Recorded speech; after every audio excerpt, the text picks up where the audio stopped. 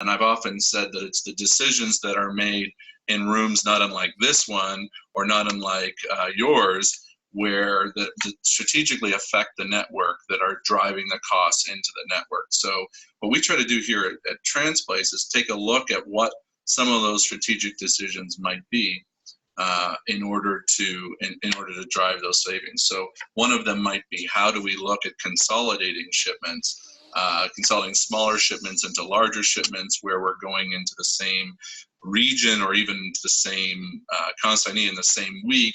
How do we effectively build loads as full as we can to minimize those LTL costs and ultimately pull trucks out of the network?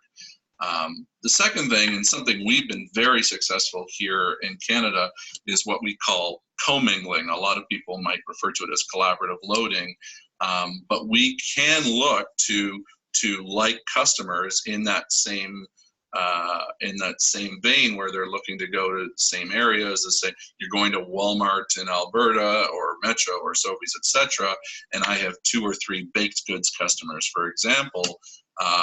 I could potentially work with them, develop a sailing schedule where their customer would not see an impact in lead time, but have set delivery days, set ship days, and then work with the appointment times of the consignees to build dynamic multi-stop truckloads, whether it be into Western Canada, where there's less density, or into the US.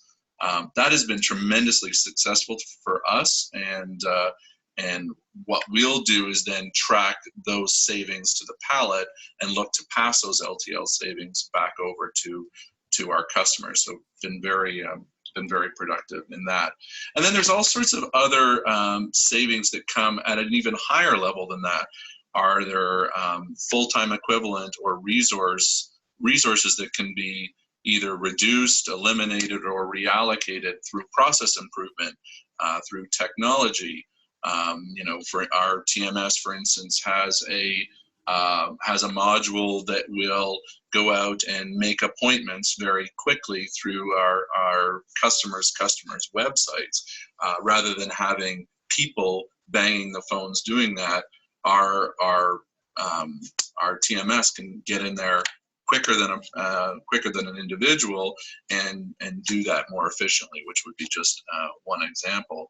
But then also looking at the larger network costs, we've had a lot of success eliminating distribution centers, for instance, just through that process that I just discussed. As we build a multi-stop truckload to the west, for instance, there isn't a need to have a distribution center in Calgary, Vancouver, or Edmonton to support the customers that are in those areas, when we've demonstrated that we can deliver to the same schedule at a lower cost, just by dynamically load building.